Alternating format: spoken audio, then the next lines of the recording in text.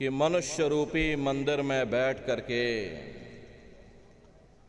हम लोगों को सत्संग सुनने का ये अवसर मिल रहा। सत्संग जल जो कोई पावे, मैल आई सब कट कट जावे। ये सत्संग है, ये कोई किस्से और कहानियां नहीं। नाच गाना ढोल और मजीरा नहीं, ये महात्माओं की अजर अमर वाणियां हैं। यदि आपने ध्यान से सुन लिया तो निश्चय ही आपको अपने मानव जीवन के उद्देश्यों के बारे में पता चलेगा कि आखिर ये मनुष्य शरीर हमको क्यों मिला है, क्या इसका उद्देश्य है, मरने के बाद हम लोग कहाँ जाएंगे, हमारे रिश्ते नातेदार, हमारे कुटुंब परिवार वाले कहाँ जाएंगे और कैसे हमारी जीवात्मा का कल्याण होगा। इन सभी प्रश्नों की जानकारी आपको सत्संग के माध्यम से प्राप्त होगी। इसलिए प्रेमी भाई बहनों, जो भी थोड़े बहुत वचन वाणी आपको सुनाई जाएं, प्रेम और प्यार के साथ बैठ करके बड़े ही ध्यान से एक एक वचन को आप लोग सुनिएगा और समझने की कोशिश करिएगा। हम भी ये प्रयास करेंगे कि आप लोगों को सरल से सरल भाषा में आप सभी को समझाया जा सके। प्रेमी भाई बहनों, यह मनुष्य शरीर हम लोगों को बड़े सौभाग्य से प्राप्त हुआ है। ये जीवन बहुत अनमोल है। उस परम पिता परमात्मा ने हमको यह जीवन केवल इसीलिए दिया है ताकि हम जीते जी उस प्रभु की भक्ति करके अपनी जीवात्मा का कल्याण करा सकें। ये 5 तत्वों का पुतला, ये पंच भौतिक शरीर हम लोगों को एक निश्चित समय के लिए मिला हुआ है। एक निश्चित समय को हम आप नहीं जानते हैं, किंतु जिसका ये मकान है, जिसका ये शरीर है, वो अवश्य ही जानता है। और समय पूरा हो जाने पर मकान मालिक जबरदस्ती इस मकान को खाली करवा देगा। उस समय न जमीन जायदाद काम आएगी, ना ये धन और संपत्ति काम आएगी। जीवात्मा को निकाल करके इस शरीर से बाहर कर दिया जाएगा। ये शरीर हमारा आपका यहीं जमीन पर गिर पड़ेगा, क्योंकि जीवात्मा के निकल जाने के बाद में ये शरीर सिर्फ एक माटी का पुतला है, उससे ज़्यादा कुछ भी नहीं।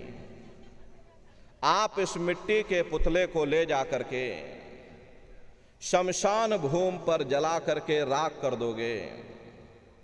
हमारा आपका नाम, हमारी आपकी जात और बिरादरी, ये रुतबा, ये शानो शौकत उसी शमशान भूमि पर जल करके राख हो जाएगी।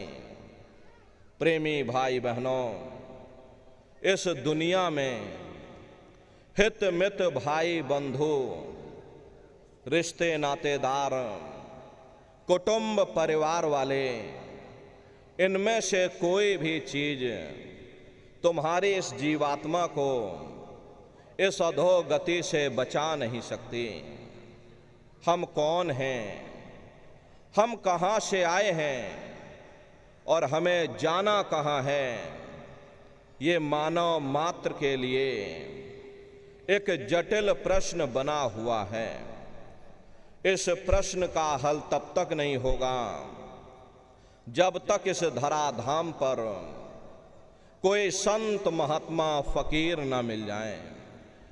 इसीलिए वह मालिक हम जीवों पर दया कृपा करके संतों महात्माओं को धराधाम पर भेजते हैं और संत महात्मा फकीर यहाँ पर आकर के हम लोगों को समझाने की कोशिश करते हैं कि भाई हम आए वही देश से जहाँ तुम्हारो धाम, तुमको घर पहुँचावना एक हमारो काम। हम उसी देश से आए हैं जिस देश के तुम रहने वाले हो, परंतु तुम अपने सच्चे देश को छोड़ करके इस भूल भरम अज्ञान के देश में आकर के फंस गए। यह देश तुम्हारा देश नहीं, तुम्हारा देश सचखंड है। ये कौम तुम्हारी कौम नहीं, तुम्हारी कौम सतनाम है।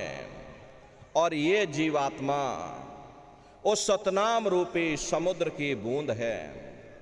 इस बूंद को समुद्र से मिलाओ, यानी इस जीवात्मा को उस परमात्मा से मिलाओ। महात्मा प्रेम से समझाते हैं कि भाई वो परमात्मा है, वो आपको मिलेगा, जीते जी मिलेगा। इसे मनुष्य शरीर में मिलेगा।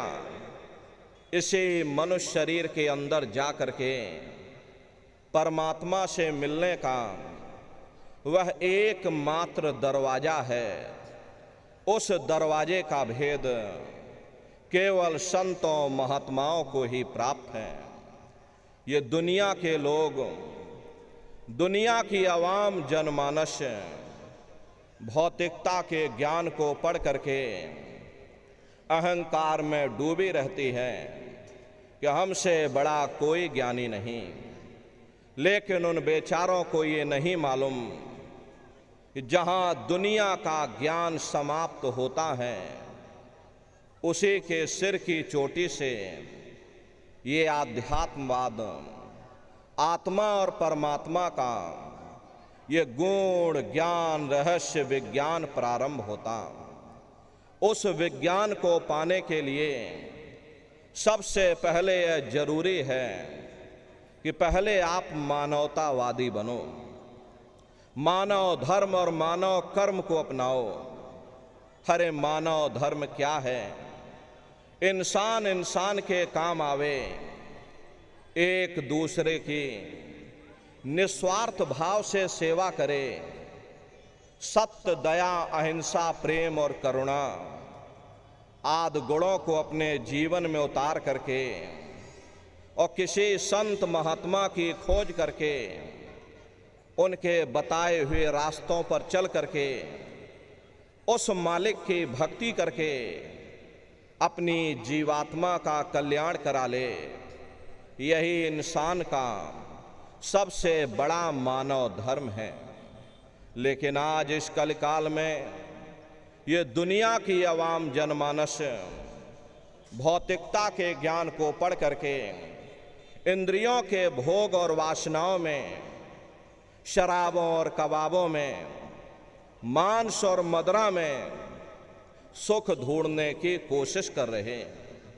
ये चरित्र पतन जैसे कार्यों को अपना करके ये आवाम जनमानस कैसे सुखी हो सकती है?